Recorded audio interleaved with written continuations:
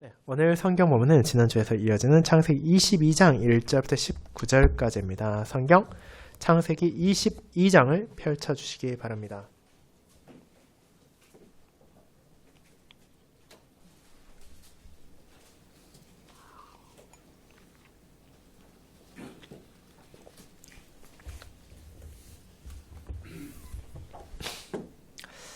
하나님 말씀 창세기 22장 1절부터 19절까지를 낭독하도록 하겠습니다. 그 일 후에 하나님이 아브라함을 시험하시려고 그를 부르시되 아브라함아 하시니 그가 이르되 내가 여기 있나이다. 여호와께서 이르시되 내 아들 내 사랑하는 독자 이삭을 데리고 모리아 땅으로 가서 내가 내게 일러준 한 산 거기서 그를 번제로 드리라. 아브라함이 아침에 일찍 일어나 나귀의 안장을 지우고 두 종과 그의 아들 이삭을 데리고 번제에 쓸 나무를 쪼개어 가지고 떠나 하나님이 자기에게 일러주신 곳으로 가더니 제3일에 아브라함이 눈을 들어 그곳을 멀리 바라본지라. 이에 아브라함이 종들에게 이르되 너희는 나귀와 함께 여기서 기다리라. 내가 아이와 함께 저기 가서 예배하고 우리가 너에게로 돌아오리라 하고 아브라함이 이에 번제나무를 가져다가 그의 아들 이삭에게 지우고 자기는 불과 칼을 손에 들고 두 사람이 동행하더니 이삭이 그 아버지 아브라함에게 말하여 이르되 내 아버지여 하니 그가 이르되 내 아들아 내가 여기 있노라. 이삭이 이르되 불과 나무는 있거니와 번제할 어린 양은 어디 있나이까? 아브라함이 이르되 내 아들아 번제할 어린 양은 하나님이 자기를 위하여 친히 준비하시리라 하고 두 사람이 함께 나아가서 하나님이 그에게 일러주신 곳에 이른지라. 이에 아브라함이 그곳에 제단을 쌓고 나무를 버려놓고 그의 아들 이삭을 결박하여 제단 나무 위에 놓고 손을 내밀어 칼을 잡고 그 아들을 잡으려 하니 여호와의 사자가 하늘에서부터 그를 불러 이르시되 아브라함아 아브라함아 하시는지라. 아브라함이 이르되 내가 여기 있나이다 하매 사자가 이르시되 그 아이에게 내 손을 대지 말라. 그에게 아무 일도 하지 말라. 내가 내 아들 내 독자까지도 내게 아끼지 아니하였으니 내가 이제야 내가 하나님을 경외하는 줄을 아노라. 아브라함이 눈을 들어 살펴본즉 한 순양이 뒤에 있는데 뿔이 수풀에 걸려 있는지라. 아브라함이 가서 그 순양을 가져다가 아들을 대신하여 번제로 드렸더라.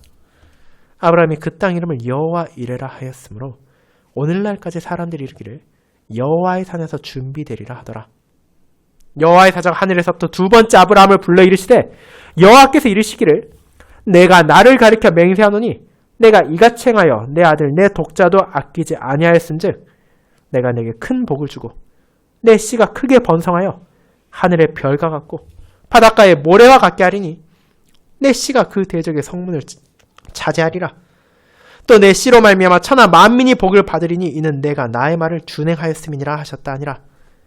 이에 아브라함이 그의 종들에게로 돌아가서 함께 떠나 브엘세바에 이르러 거기 거주하였더라. 아멘. 네, 설교에는 시편 40편 3절 7절을 이어서 부르도록 하겠습니다.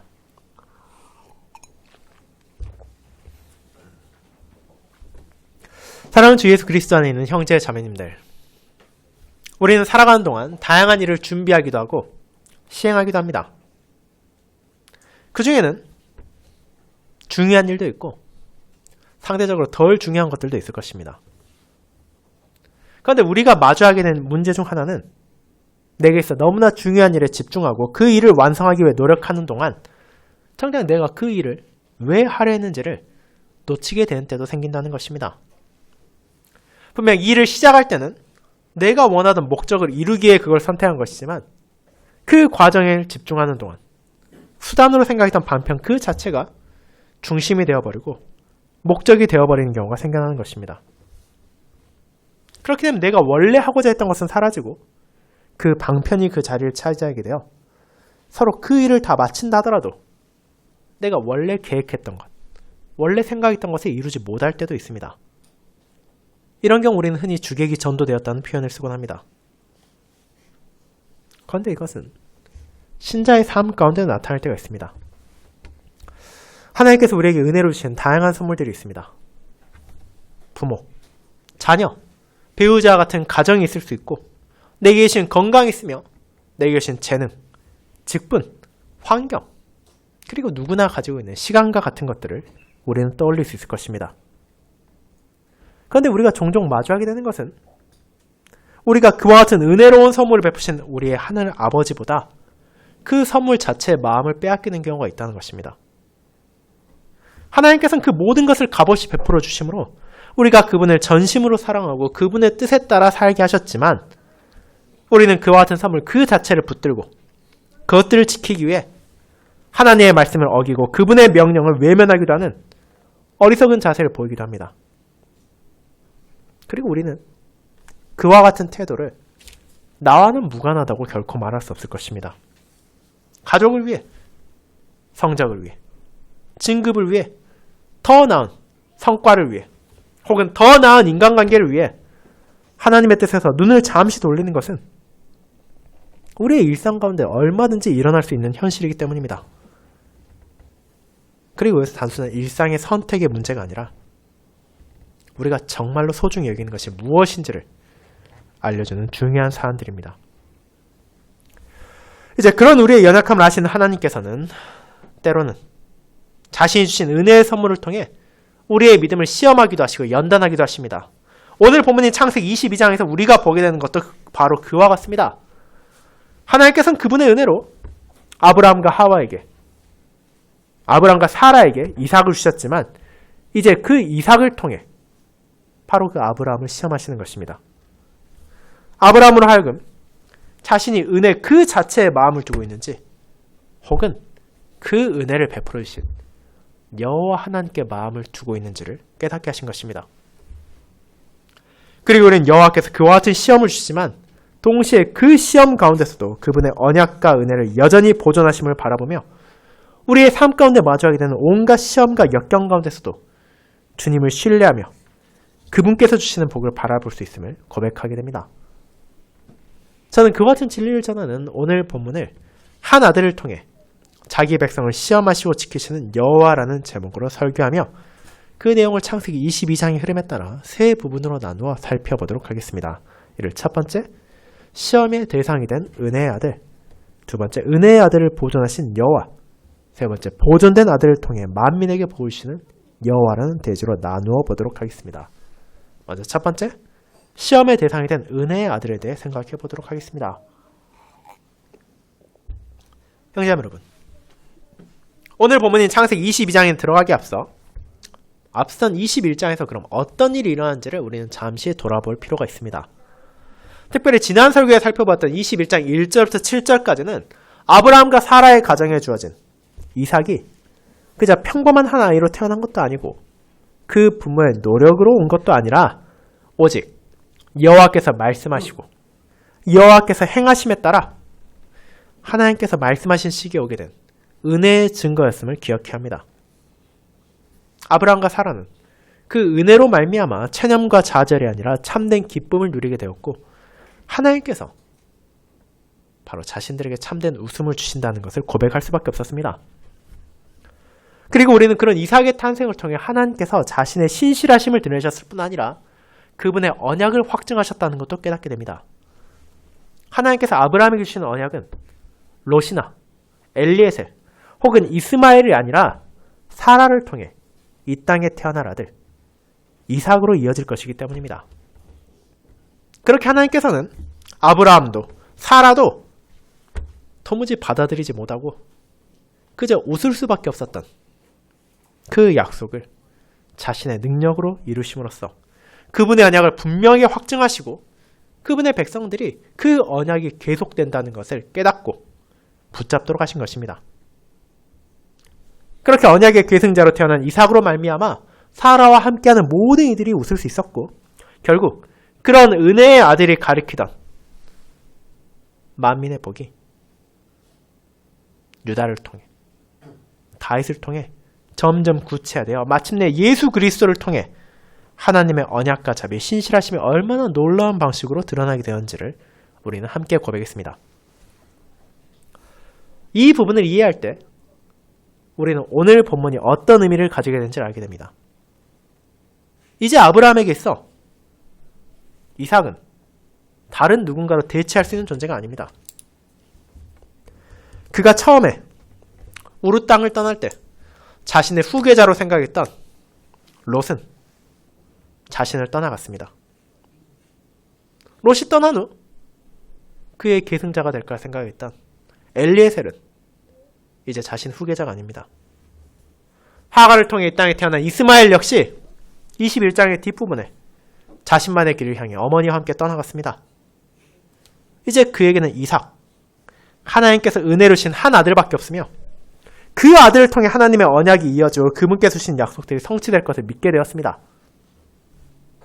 이제 그와 같은 21장의 상황이 지나고 상당한 시간이 흘렀습니다. 본문의 1절은 그 일 후에라고 표현하므로 어쩌면 21장과 22장 사이에 시간상 큰 차이가 없는 것처럼 느낌을 주기도 하지만 실제 본문의 문맥을 보았을 때는 결코 짧지 않은 시간이 지났을 것으로 보입니다. 갓 태어났던 이삭이 3일의 길을 기꺼이 걸어가고 또한 번제나무를 등에 지고 산에 올라갈 수 있을 정도로 성장했기 때문입니다. 그 시간들은 아브라함과 사라, 이삭 모두에게 소중한 시간이었을 것입니다. 그런데 그와 같은 시간이 지난 후에 어떤 내용이 이어집니까?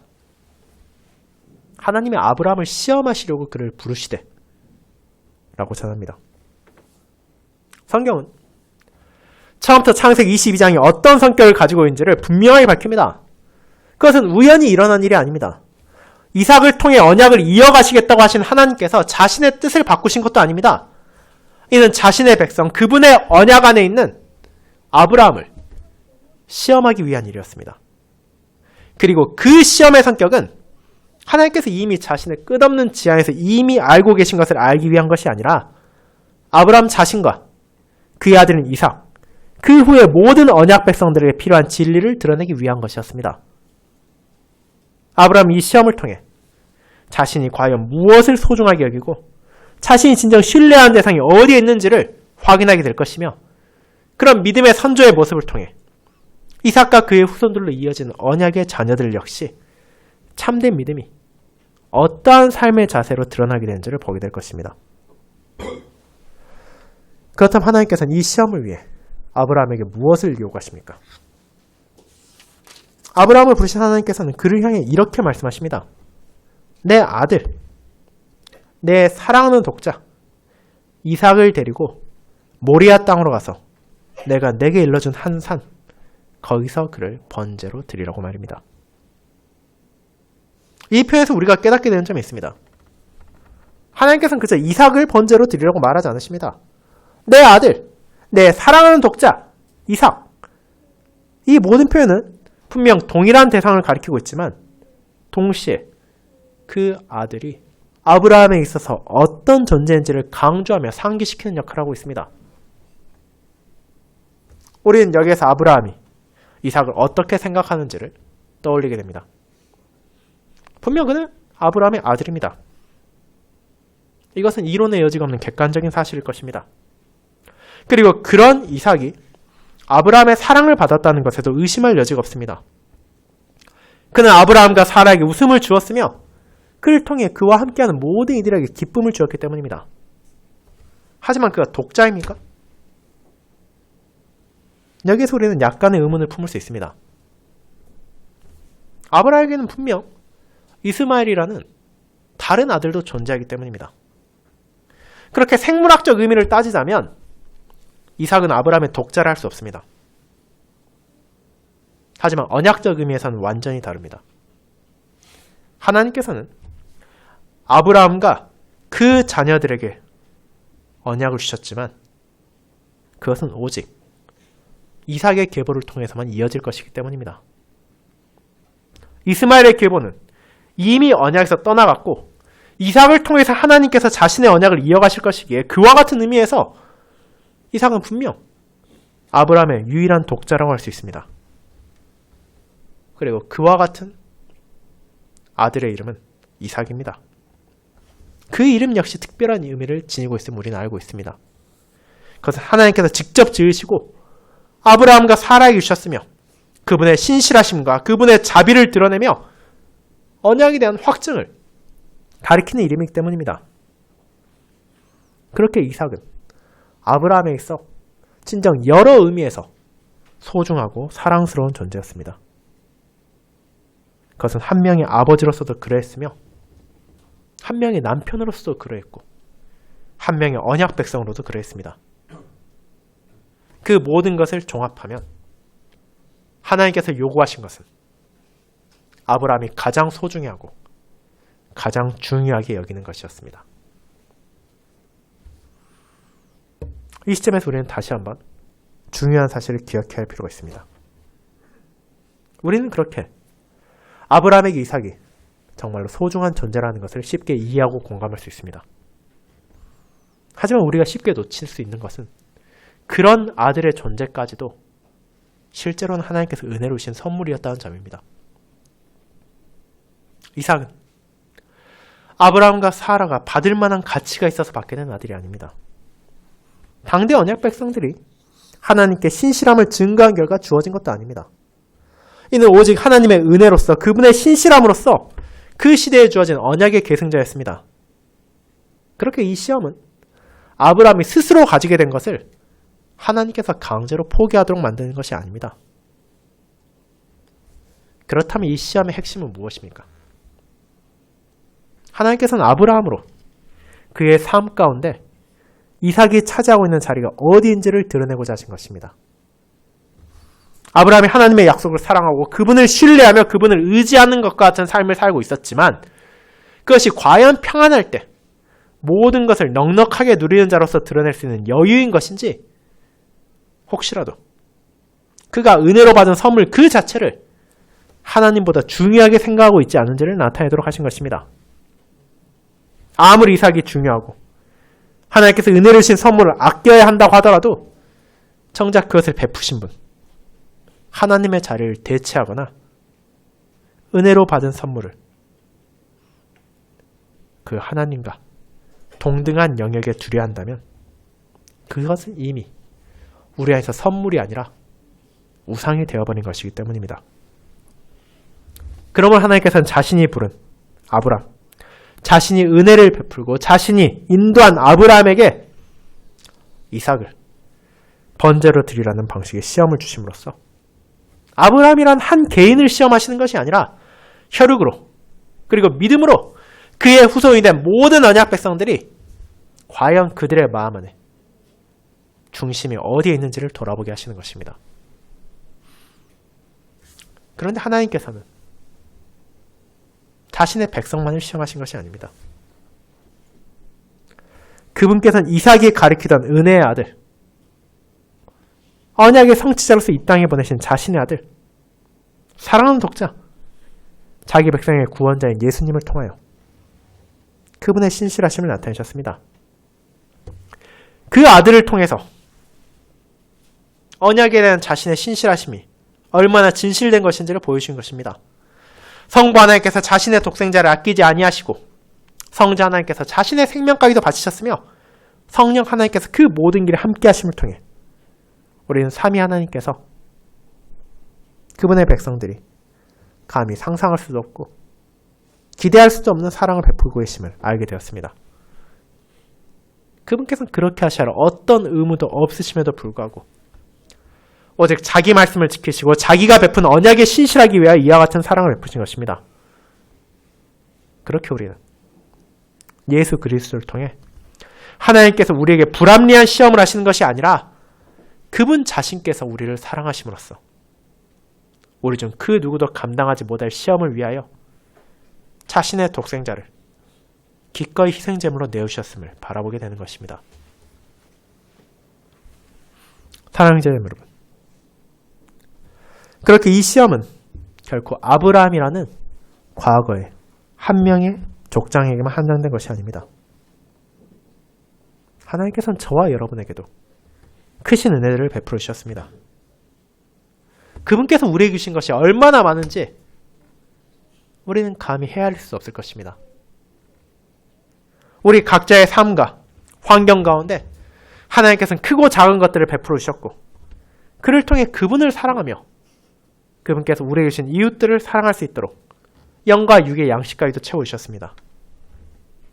그런데 그런 하나님의 은혜가 점점 풍성하여지고 우리가 받은 것이 점점 커져갈수록 우리는 그 선물을 주신 하나님이 아니라 그렇게 받게 된 선물 그 자체를 의지하고 붙들며 그 안에서 행복과 기쁨을 누리고자 하는 유혹을 마주하게 됩니다. 하나님이 그것들을 주셨다는 것을 알면서도 내 안에는 그 모든 것을 받을 자격이 없다는 것을 인정하면서도 그것들을 놓치기에 너무나 아까워서 그것들이 너무나 소중해서 하나님의 자리를 점점 빼앗으려 하는 것입니다. 그와 같은 마음이 우리 안에서 자라갈 때 주님께서는 우리를 시험하십니다.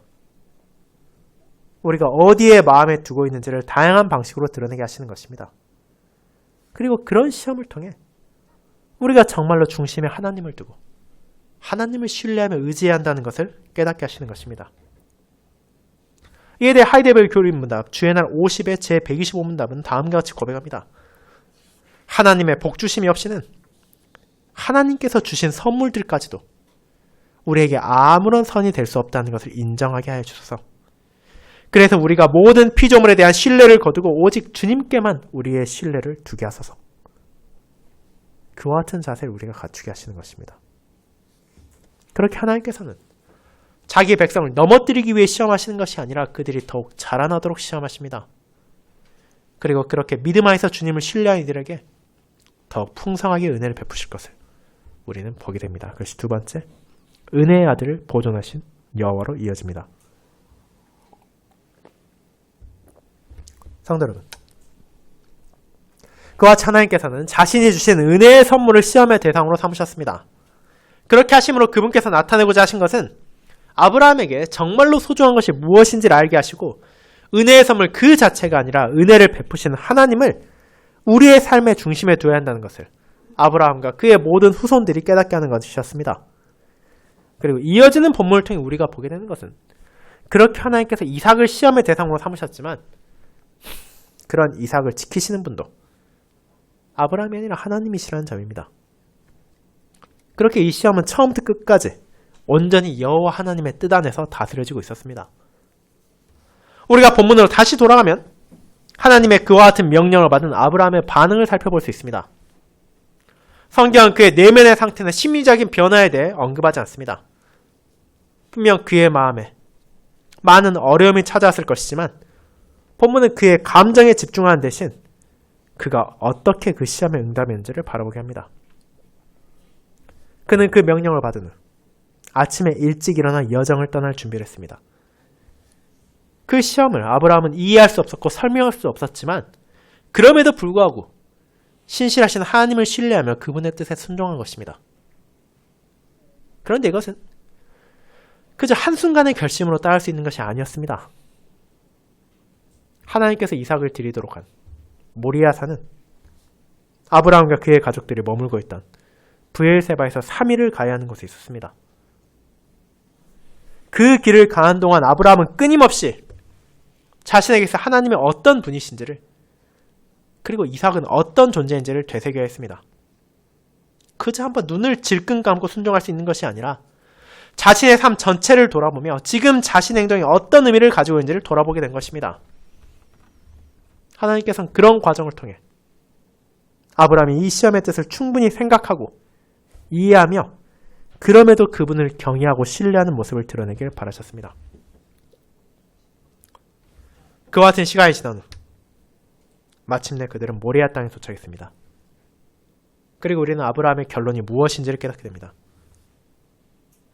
그는 그저 막연한 체념이나 절망으로 그곳으로 향하지 않았습니다. 분노하면서도 어쩔 수 없이 순종한 것이 아닙니다. 그는 여전히 하나님을 신뢰하고 있었으며 비록 자신의 이해를 넘어선 이 시험을 통해서까지라도 하나님께서 자신을 선하게 인도하실 것을 믿었습니다. 그 답을 우리는 5절에서 보게 됩니다.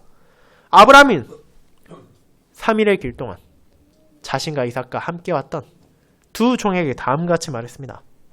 너희는 나귀와 함께 여기서 기다리라. 내가 아이와 함께 저기 가서 예배하고 우리가 너희에게로 돌아오리라. 이 표현에 얼마나 놀라운 믿음이 담겨있는지 여러분 깨달으셨습니까? 분명 아브라함은 이 산에 올라간 후에 어떤 일이 일어날지를 정확하게 알지 못했습니다. 그는 하나님의 뜻에 따라 자신의 아들을 번제로 바쳐야 한다는 것만 알 뿐이었습니다. 그럼에도 그는 자신의 종들에게 무엇을 말했습니까? 내가 돌아오는 것이 아니라 우리가 아브라함과 이삭이 돌아올 것을 말했습니다. 그 이유는 다른 데 있지 않았습니다. 자신의 삶의 여정을 통해 하나님의 신실하심을 알았고 때로는 인간의 이해와 능력을 초월하는 방식으로도 그분께서 얼마든지 살아가실 수 있다는 것을 경험했기 때문입니다. 그렇게 서로 자신이 그분의 말씀에 따라 이삭을 번제의 제물로 바친다 하더라도 그분께서는 이미 자신의 언약을 이삭을 통해 이어가신다고 약속하셨기 때문에 어떤 방식을 통해서든지 그 아들을 돌려주실 것이라는 것을 믿었던 것입니다. 이는 하나님의 말씀이 아브라함을 설명한 내용에서 나타납니다. 오늘 우리가 함께 읽은 히브리서 11장 1을 다루고 있습니다. 아브라함은 시험을 받을 때 믿음으로 이삭을 드렸으니 그는 약속들을 받은 자로 돼 그 외아들을 드렸느니라. 그에게 이미 말씀하시기를 내 자손이라 칭할 자는 이삭으로 말미암으리라 하셨으니 그가 하나님이 능히 이삭을 죽은 자 가운데서 다시 살리실 줄로 생각한지라. 11장 17절 19절입니다. 그렇게 하나님을 신뢰한 아브라함의 자손 이삭과의 대화에서 다시 한번 나타납니다.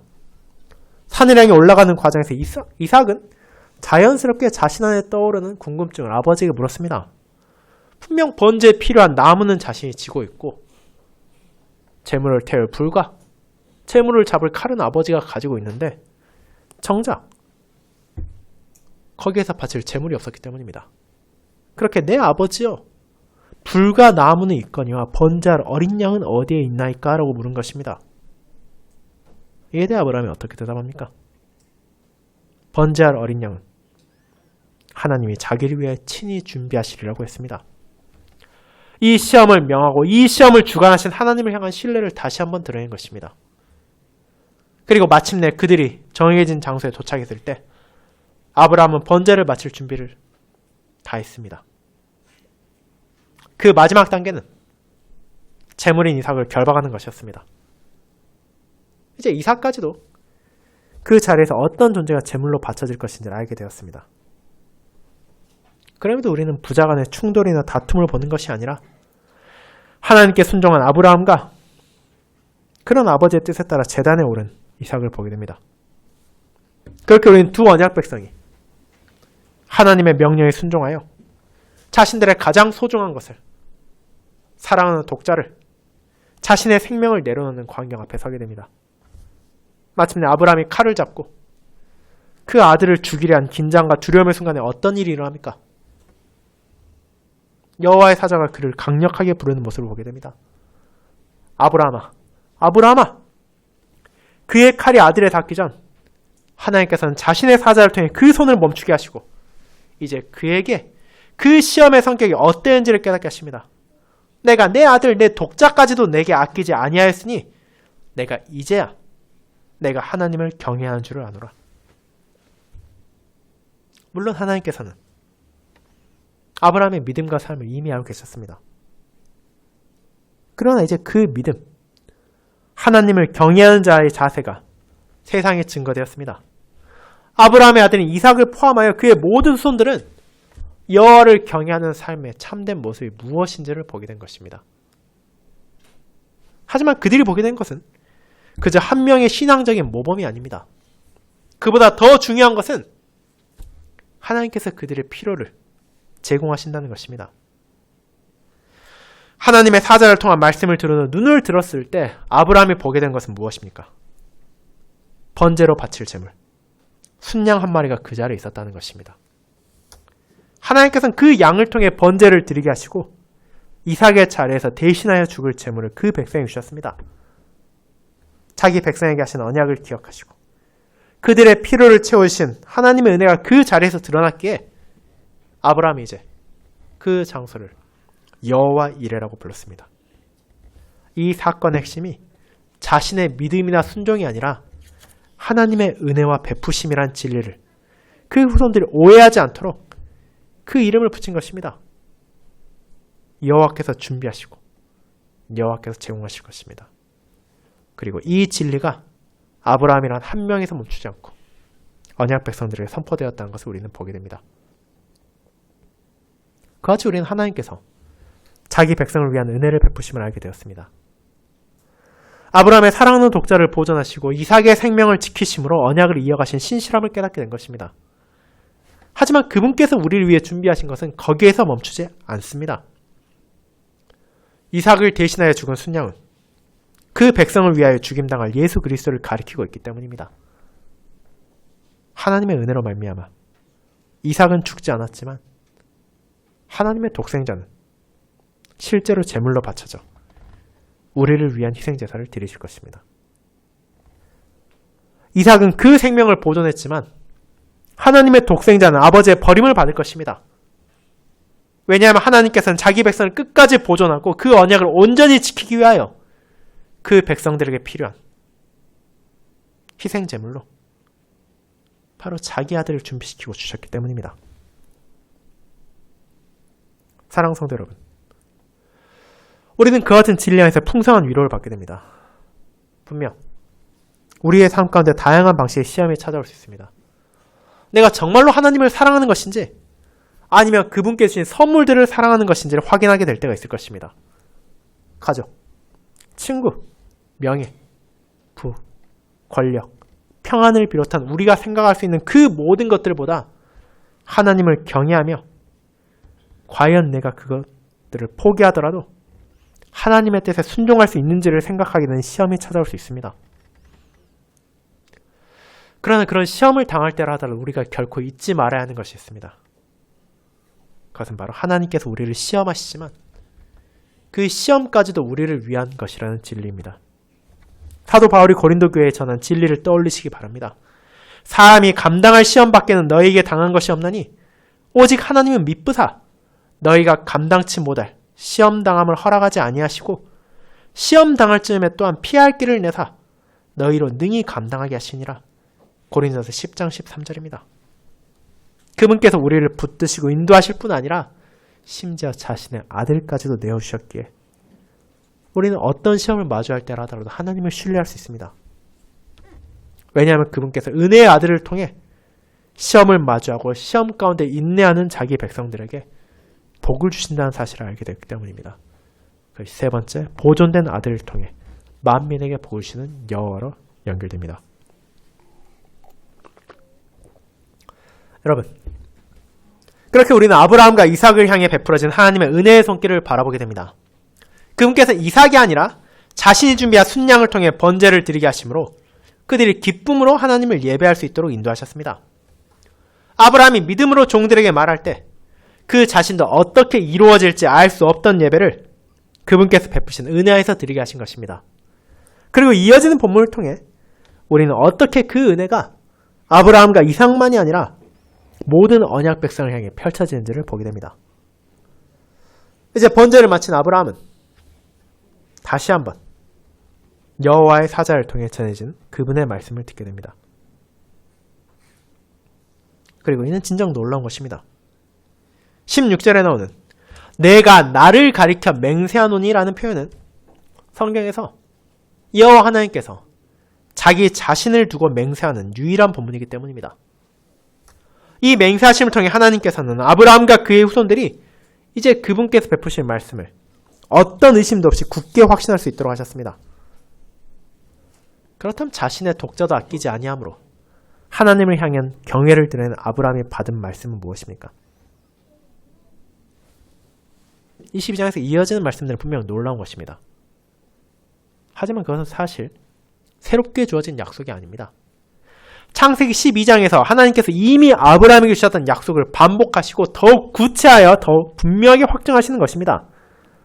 당시에는 아브라함이 감히 이해할 수 없던 그의 씨가 어떻게 이어질 것인지 어떻게 번창할 것인지 알려주시고 이삭을 통해 이어질 그의 계보가 대적의 성문을 차지할 뿐 아니라 천하 만민까지도 복을 받게 될 것입니다.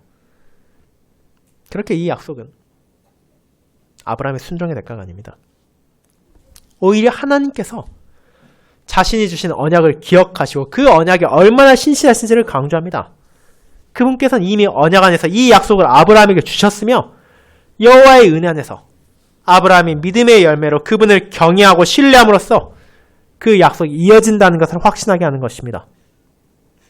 그처럼 아브라함의 경외는 사실 이 약속의 조건이 아니라 하나님께서 이미 주신 약속이 살아있는 믿음으로 그의 안에서 역사하고 있음을 드러낸 열매였습니다. 그렇게 아브라함의 씨를 통해 약속하신 복은 그의 후손을 통해 천하 만민을 향해 나아갈 것이기에 이삭 역시도 그 자체로 약속의 성취가 아니라 더 크고 놀라운 약속을 가리키는 표지이자 더 온전한 성취로 나아가는 여정에 놓인 존재였습니다. 분명 하나님의 약속대로 이삭을 통해 이어진 아브라함의 혈육의 씨는 이스라엘을 이루고 가나안을 차지하며 왕국을 세우고 번성함을 통해 열방 가운데 하나님의 복을 증거했지만 그 씨의 그 복은 궁극적으로 한 분, 예수 그리스도께로 연결되기 때문입니다. 그분 자신을 하나님께 바치신 그리스도 안에서 우리는 이 복의 실체를 깨닫게 되었습니다. 언약 바깥에 있던 이방인들에게 믿음의 선물이 주어졌고 혈통과 배경을 넘어 믿음으로 아브라함의 자손이 될 수 있게 하셨습니다. 그러므로 천하 만민, 수많은 사람 가운데 한 명으로서 저와 여러분도 그와 같은 그리스도 안에서 이 충만한 복을 죄와 죽음에서 벗어나 하나님과 교제를 나누고 영원한 생명으로 나아가는 복을 나누고 있습니다. 사랑하는 여러분, 그와 같이 아브라함에게 신실하셨던 하나님께서는 저와 여러분에게도 신실하십니다. 그분께서는 자기 백성을 시험하시지만 동시에 그들을 붙들으십니다. 은혜의 아들인 이삭을 통해 언약을 이어가신 하나님께서는 자신의 아들을 통해 그 은혜의 절정을 보이셨고 이제 우리에게 영광의 약속을 주셨습니다. 그리고 우리는 그 은혜를 하나님의 앞선 나의 모든 것을 내려놓을 때 비로소 온전하게 경험할 수 있고 증거할 수 있습니다. 그러면 이 본문 앞에서 우리는 아브라함의 믿음을 높이거나 이삭의 순종을 평가하는 것이 아니라 하나님의 은혜를 다시 한번 바라보게 됩니다. 자기 아들을 아끼지 아니하시고 우리를 위하여 내어주신 여호와께서 그리스도 안에서 우리의 모든 필요를 준비하시고 제공하여 주실 것을 약속하셨습니다. 우리의 영과 육의 일상적인 필요를 넘어 우리 모두에게 가장 필요한 죄 용서와 구원의 은혜가 그분 안에서 약속되었습니다. 그리고 신실하신 하나님께서 자신의 모든 약속을 분명하게 지키실 것을 알고 있기에 우리는 그와 같은 약속 안에서 위로를 받고 소망을 줄 수 있습니다. 그런 위로와 소망을 고백한 자의 삶이 이번 한 주에도 저와 여러분을 통해 드러날 수 있기를 바랍니다. 아브라함이 고백한 바와 같이 여호와 이래 여호와께서 이번 한 주의 모든 순간 가운데서도 우리가 그분을 경외하고 신뢰하며 찬양할 수 있도록 필요한 모든 것을 분명 아낌없이 준비하시고 우리에게 베풀어 주실 것입니다. 아멘.